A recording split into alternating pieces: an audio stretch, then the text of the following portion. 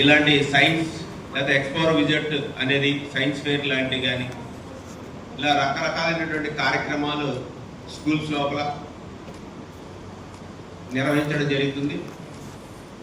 మరి విద్యార్థులందరూ ఈ ఎక్స్ప్లోర్ విజిట్ లాంటి వాటిలో పాల్గొనడం అంటే సాధ్యపడదు. కాబట్టి మనకు సుమారుగా మన డాక్టర్ బిఆర్ అంబేద్కర్ కోనసీమ జిల్లాలో 2 లక్షల దాకా విద్యార్థుల మంది ఉన్నారు. ఇప్పుడు చదివే పిల్లలు 2 లక్షల దాకా. వాళ్ళందరినీ కూడా అందరూ తీసుకెళ్ళడం సాధ్యపడదు. కాబట్టి వాళ్ళలో కొంతమందిని సెలెక్ట్ చేయడం జరిగింది. అంటే సెలెక్ట్ చేయడం ఎన్నుకోవడం జరిగింది. అంటే మీ పిల్లలు ఎవరైతే ఉన్నారో అంటే ప్రత్యేకించిగా వాళ్ళని ఐడెంటిఫై చేయడం జరిగింది, గుర్తించడం జరిగింది. వాళ్ళనే ఈరోజు మరి మా టీచర్స్ ఆధ్వర్యంలో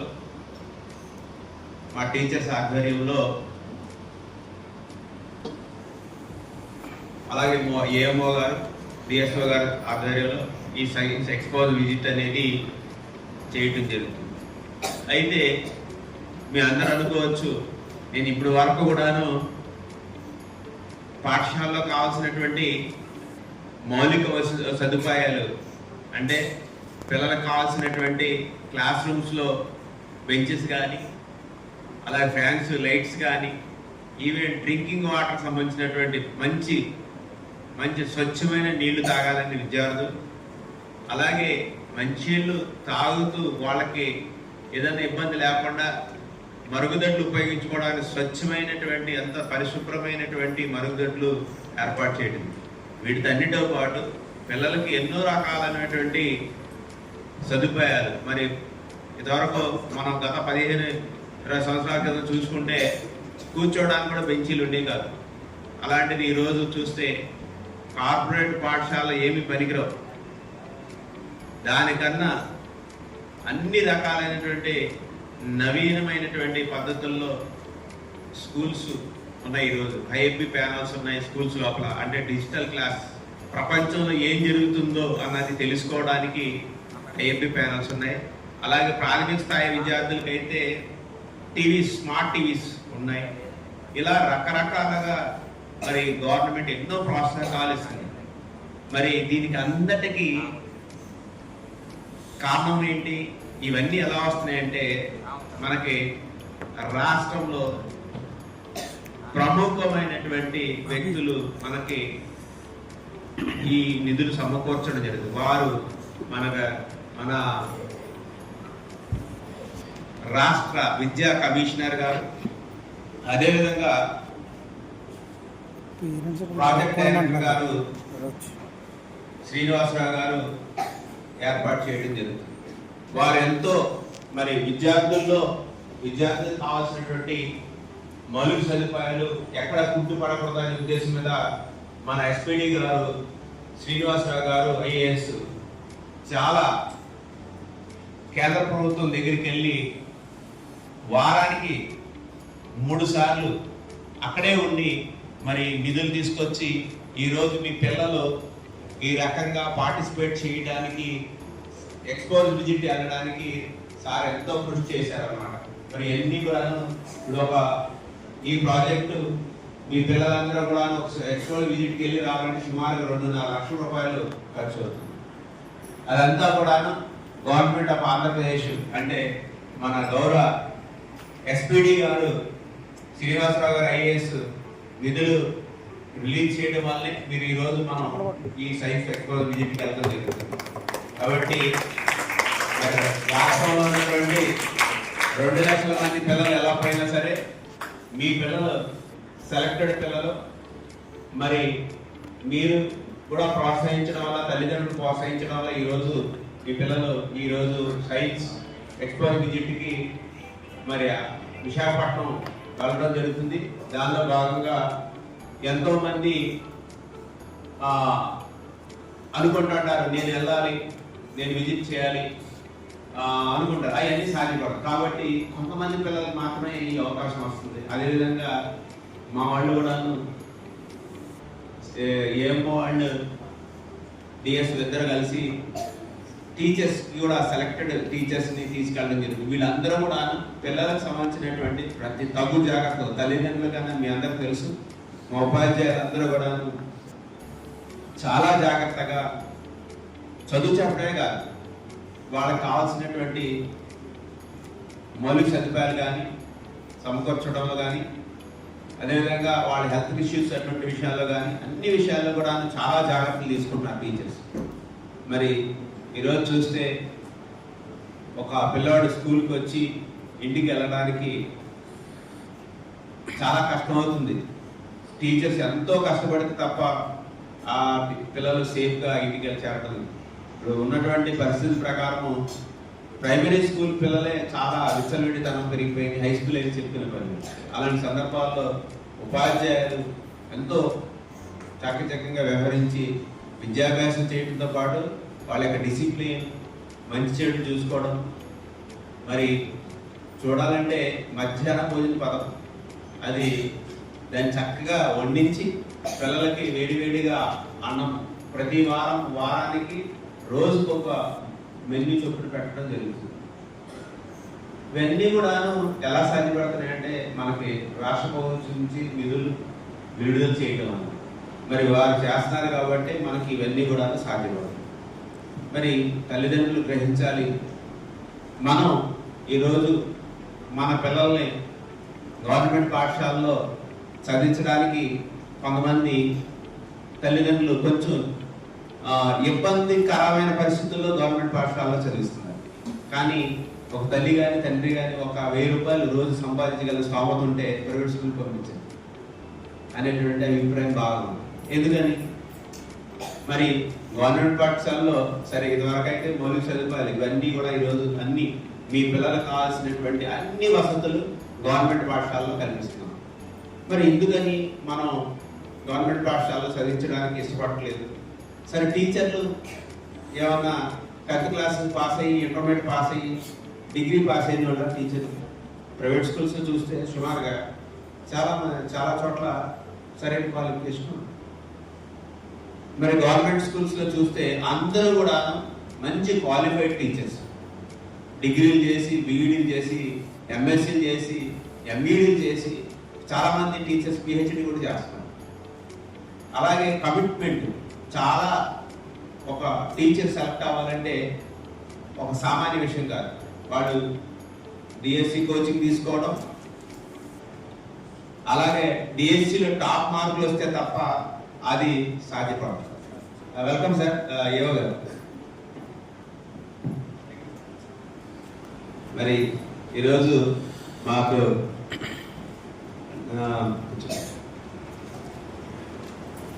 ఈ డాక్టర్ బిఆర్ అంబేద్కర్ కోనసీమ జిల్లాలో మా విద్యా వ్యవస్థలో జిల్లా విద్యాభ్యాస శాఖకి కానీ మా జిల్లాలో ఉన్నటువంటి విద్యార్థుల యొక్క వెల్ విషర్స్ బాగోగులు చూసేటటువంటిది జిల్లా కలెక్టర్ గారు, అలాగే వారి యొక్క సిబ్బంది. దాంట్లో మన విద్యా వ్యవస్థకి అంటే మన పాఠశాలకు కానీ పిల్లలకు కానీ టీచర్స్ కానీ అందరికీ బాగా దగ్గరైనటువంటి వ్యక్తి ఎవరంటే మన ఏవో గారు. మరి లాస్ట్ టైం కూడా మన హై స్కూల్ పిల్లలు ఎక్స్పో విజిట్కి వెళ్ళినప్పుడు కూడా మరి ఏవో గారు వచ్చి పిల్లలకు సందేశం ఇవ్వడం జరిగింది. చాలా సంతోషం అండి. నేను అనుకుంటా వస్తున్నాను ఏవో గారు వచ్చారా లేదా అని చెప్పేసి. నేను మీకన్నా ముందు గ్రౌండ్కి వెళ్ళి వచ్చేసాను. చాలా సంతోషం సార్. మరి మీ యొక్క ప్రజెన్స్ సాధారణంగా ఏంటంటే మా విద్యా వ్యవస్థలో అన్ని డిపార్ట్మెంట్స్ లింక్ అప్ ఉంటాయి. ఆ కోఆర్డినేషన్ కోఆపరేషన్ లేకపోతే నడవదు. మరి సార్ గురించి ఒక్క మాట చెప్పాలి. ఆయన ఒకే ఒక్క మాట చెప్పాలంటే ఏవో గారి గురించి మంచి మనసు ఉన్నటువంటి వ్యక్తి, నాకు నచ్చినట్టు వ్యక్తి అన్నమాట. ఎందుకంటే ఉదాహరణ చెప్తాను. అంటే ఇప్పుడు నేను మాకు ఎస్పీడీ గారు శ్రీనివాసరావు గారు నిధులు ఇస్తున్నారంటే మీరు ఏదైనా అనుకోవచ్చు, సార్ ఎక్కడి నుంచి ఇస్తున్నారని. సార్కి ప్రధానమంత్రి గారి దగ్గర తీసుకొచ్చినా సరే ఆ ప్రయత్నం చేసి తీసుకొచ్చేటటువంటి కెపాసిటీ ఉండాలి. అలాంటి కెపాసిటీ ఉన్న వాళ్ళు మా ఎస్పీడీ గారు. అలాగే జిల్లాలో మనకి ఏదైనా అవసరం ఉందంటే కలెక్టర్ గారికి ఫైల్ పెట్టి కలెక్టర్ గారికి సమాధానించి చేయగలిగినటువంటి మాకు సహాయం చేస్తున్నట్టు ఏకైక వ్యక్తి మాకు ఏవో గారు అన్నమాట. మరి అందులో ఇలా చిన్న ఉదాహరణ చెప్తారు. యాక్చువల్గా ఏంటంటే నేను జిల్లాకు వచ్చినప్పుడు ఎలా ఉంటుందో ఇక్కడ పరిస్థితి అనుకున్నాను, కానీ మొదటి పరిచయం వ్యక్తి ఏవో గారు. వారు అసలు చాలా చక్కగా మన వ్యవస్థకి సహకరిస్తున్నారు. ఎక్కడ ఏది నో అనకుండా ఏదైనా సరే ఎస్ అంటారు అన్నమాట. చాలా నాకు నచ్చిన వ్యక్తి ఆయన. ఒక చాలా మంచి పని అన్నమాట అది. అది నాకు ఎప్పుడు కూడా గుర్తుండదు. ఏంటంటే అది మనకి కాట్రేనికోట మండలంలో మూలపాలెం ఉంది. ఆ పాఠశాలకి మూలపాలెం అనేది జీ మూలపాలెం. ఇది గోదావరి అవతల నుంచి పిల్లలు సుమారుగా 120 మంది పిల్లలు స్కూల్కి వస్తారు. మూలపాలెం ఐపోలవరం స్కూల్కి, మూలపాలెం స్కూల్కి వస్తారు. ఆ పిల్లలు గోదావరి దాటడానికి పంటోళ్ళు ఎక్కించుకోవట్ల, బండి ఉండదు బోటు, అది ఎక్కించుకోవట్ల. వాళ్ళకి మీ అందరికి తెలుసు కదా గోదావరి వస్తే ఎలాంటి పరిస్థితులు చాలా తీవ్రంగా వస్తుంది. అలాంటి పరిస్థితుల్లో పిల్లలు చాలా బిక్కుమంట గోదావరి తీవ్రంగా ఉన్నప్పుడు అసలు పిల్లలు స్కూల్కి రావట్లేదు. మరి హెడ్ మాస్టర్ గారు ఒక లెటర్ పెట్టారు నాకు, సార్ ఇలా మా పిల్లలు చాలా ఇబ్బంది పడిపోతున్నారు, సుమారుగా 120 మంది పిల్లలు రావట్లేదు స్కూల్ కంటే ఏంటి పరిస్థితి అని ఆలోచన చేస్తే ఏమన్నారంటే వీళ్ళకి లైఫ్ జాకెట్స్ ఇస్తే చాలా మంచిది, సేఫ్ జోన్, సేఫ్గా వస్తారు పిల్లలు అని చెప్పేసి చెప్పడం జరిగింది హెడ్ మాస్టర్. ఇమీడియట్గా నేను ఆ విషయాన్ని ఏవో గారి దృష్టిలో పెట్టడం జరిగింది.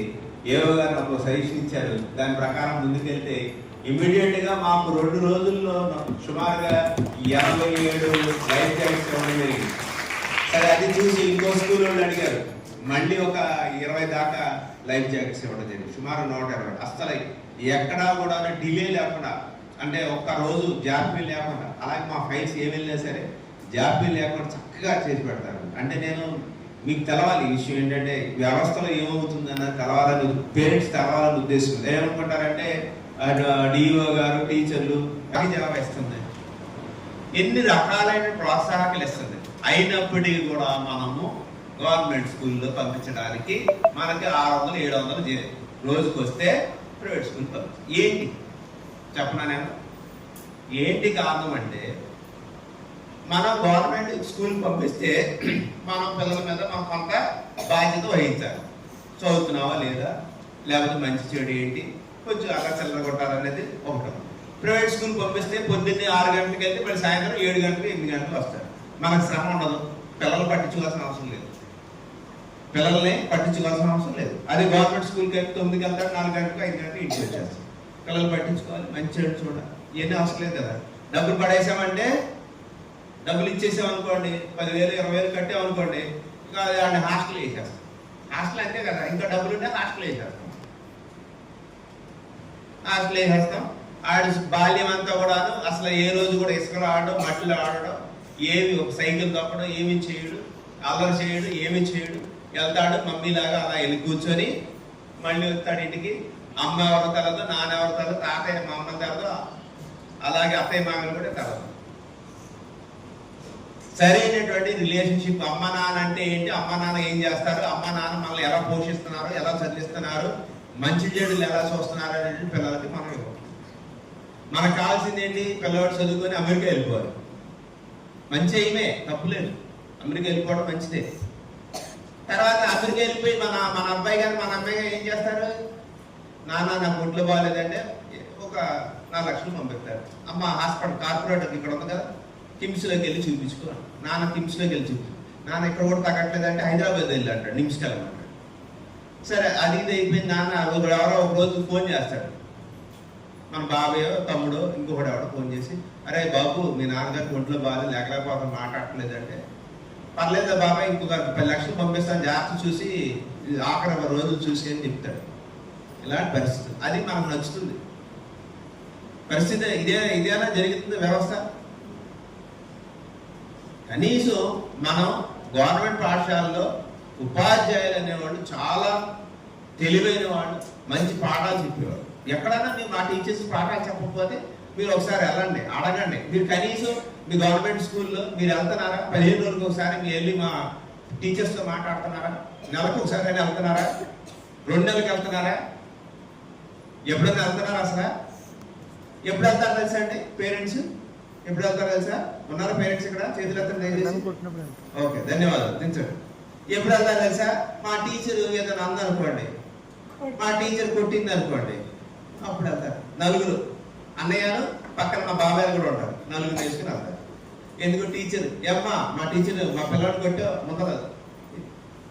మా టీచర్, నేను చెప్తున్నాను మీరు ఏమనుకోవద్దు, మా టీచర్ కొడితే ఏ రోజు కూడా మేము ఇంటి దగ్గర చెప్పలేదు. ఈ రోజు కూడా మా టీచర్స్ కొట్టినట్టు దెబ్బ నాకు గుర్తున్నాయి, నాకు ఇప్పుడు కూడా గుర్తున్నాయి. మా తెలుగు మాస్టర్ సందులు రాలేదని చెప్పి తెలుగు మాస్టర్ కొట్టేవాడు, ఇంగ్లీష్ మాస్టర్ గారు కొట్టేవాడు. లెక్కల మాస్టర్ గురించి అయితే చెప్పాల్సిన అవసరం లేదు. అదే పరిస్థితి. ఆ మూల వెనకాల బెంచులు కూర్చొని చదువుకొని ఈ రోజు ఈ స్టేజ్లో కూర్చున్నాం మేము. నేను గవర్నమెంట్ స్కూల్లో చదివినాడు, government college, junior college, government degree college. నా అదృష్టం బాగుండి ఉస్మానియా గవర్నమెంట్ పోస్ట్. అది కూడా నేను డిగ్రీ పీజీలో ఎంత ఫీజు కట్టాను అనుకున్నా? 115 రూపాయలు. బిఎస్సీలో 225 నేను కట్టిన ఫీజు. మరి ఎక్కడన్నా నాకు ఉద్యోగం రాలేదా? సరే మా ఏవో గారు చూడండి, ఆయనకు ఉద్యోగం రాలేదా? మరి డిస్ట్రిక్ట్ అడ్మినిస్ట్రేటివ్ ఆఫీసర్ చేస్తున్నారు రెవెన్యూ శాఖలో, మరి ఆయనకు ఉద్యోగం రాలేదా? గవర్నమెంట్ స్కూల్లో చదివి మేమందరం. ఆలోచించాలి, పేరెంట్స్ ఆలోచించాలి. గవర్నమెంట్ ఇన్ని రకాలైన ప్రాసెస్. ఆఖరికి నేను మొన్న అంగన్వాడీలు వెళ్తే, అంగన్వాడీలో 10 మంది పిల్లలు ఉంటే 4 పిల్లలు దాంట్లో లేరు. ఏంటమ్మా అంటే వీళ్ళందరూ కాన్వెంట్కి వెళ్ళారని అంటున్నారు. మరి గవర్నమెంట్ అంగన్వాడీలో గుడ్లు ఇచ్చి, చెక్కీలు ఇచ్చి, రాగి జావ ఇచ్చి, రకరకాలైన విన్యాసాలు చేస్తున్నారు టీచర్లు. పాపం ఆ పిల్లల్ని అక్కడ సాకడానికి, చిన్నపిల్లలండి 2 years 3 years లోపల సాకాలంటే అంత మామూలు విషయం. అన్ని విన్యాసాలు చేస్తుంటే వాళ్ళు తీసుకెళ్ళి కాన్వెంట్లో జాయిన్ అయ్యారు. కాన్వెంట్లో ఏమైపోతుంది, ఏం చేసేస్తున్నారు? నేను కాన్వెంట్కి కూడా వెళ్ళా. ఎల్కేజీ యూకేజీ పిల్లలకి హిందీ టీచర్ హిందీ చదివిస్తుంది. హిందీ ఎగ్జామ్ పెట్టింది ఆ రోజున. ఆవిడ గారు హిందీ ఎగ్జామ్ పెట్టారు. పెడితే హిందీ పేపర్ తీసుకొని చూస్తే అన్ని రాసి అందరి దగ్గర రాసేసి ఉన్నాయి. చదవన్న పిల్లలే, యూకేజీ పిల్లలు. ఆడంతా 4 సంవత్సరాల వయసు, 4 సంవత్సరాలు 5 కూడా ఉన్నాడు. సార్ ఏం చదువుతాడు? చూసా టీచర్ ఏమ్మా ఏంటంటే చూడండి, ఏమ్మా చదువుతారండి, రాసేస్తారండి. చదవట్లేదు. ఏంటి విషయం ఏంటంటే టీచర్ రాసేసింది మొత్తం అందరూ ఎగ్జామ్. పరిస్థితి ఏమంటే చదువు అనేది ఎప్పుడైనా చదువుకోవచ్చు. ఏమంటే చదువు అనేది ఎప్పుడైనా చదువుకోవచ్చు, కానీ నైతికత అంటే ఏంటి? మనం ఎలా బతకాలి, ఎలా ఉండాలనేది ఎప్పటికప్పుడు నేర్చుకోవాలి. సమాజాన్ని బట్టి నేర్చుకోవాలి. మనం దారిలో నడుస్తున్నాం, పాము అడ్డు వచ్చిందని మనం ఏం చేస్తాం? గొయ్యి వచ్చింది, బొర్ర వచ్చింది, ఏం చేస్తామా? పక్కకి వెళ్తాం, ఇంకో దారిలోకి వెళ్తాం. అలాగే నైతికత అంటే మనకున్న పరిస్థితులు బట్టి మనం మన యొక్క ప్రవర్తనలో మార్పు రావాలి. గవర్నమెంట్ ఇన్ని రకాలైన ప్రోత్సాహకరిస్తుంటే మనం ప్రైవేట్ స్కూల్స్కి ఎందుకు ఎగబడతాం? మన పిల్లల మీద మనం కొద్ది సమయం కూడా టైం తీయలేమా? ఆలోచించాలి. అలాగే 1 to 8 ఫస్ట్ క్లాస్ ఎవరున్నారా? First class boys girls hands raise చేయండి. 1వ తరగతి, 2, 3, 3వ తరగతి హ్యాండ్ రేజ్ చేయండి. 3 ఒకటేనా? 4, 4వ తరగతి, very good. 5, very good. Maximum 5th class వాళ్ళు ఉన్నారు. అరే మీరు అందరూ 5th క్లాస్, మీరు 5th క్లాస్ వాళ్ళందరూ 6th లో జాయిన్ అయ్యేటప్పుడు మీ హెడ్ మాస్టర్ గారు హ్యాండ్ డౌన్ చేయండి. మీ హెడ్ మాస్టర్ గారు తీసుకెళ్ళి, మీ టీచర్ తీసుకెళ్ళి హై స్కూల్లో జాయిన్ చేస్తారు. చక్కగా అక్కడికి మీకు చక్కగా గేమ్స్ ఆడిస్తారు, మ్యూజిక్ టీచర్ ఉంటారు, క్రాఫ్ట్ టీచర్ ఉంటారు. అన్ని మీరు చక్కగా ఆడుకొని చక్కగా చదువుకోవచ్చు. ఏ రకమైన ఇబ్బంది లేదు, బాగా చదువుకోవచ్చు. ఓకేనా? బాగా చదువుకొని మా ఏవో గారు లాగా మంచి ఆఫీసర్ రావాలి. అలాగే అంటే మీరు మంచి ఆఫీసర్ అని చెప్తున్నాను కదా. అది అలాగా పోలీస్ డిపార్ట్మెంట్ లో ఎస్పీ గారు, మన కలెక్టర్ గారు రమేష్ గారు లాగా, రాజా రమేష్ గారు లాగా, మన మహేష్ గారు లాగా, అలాగా కలెక్టర్ అవ్వచ్చు, ఎంఆర్ఓ అవ్వచ్చు, ఎండిఓ అవ్వచ్చు. ఇలాగ police department SI, CI, DSP 3 ఉద్యోగాలు ఉంటాయి. ఆఖరికి మీ టీచర్స్ ఉంటారు కదా, ఆ టీచర్ లాగా టీచర్లు కూడా అవ్వచ్చు. మరి మీరు ఏం చేయాలంటే 5వ తరగతి వినపడుతుందా? చేతులు ఎత్తండి ఒకసారి.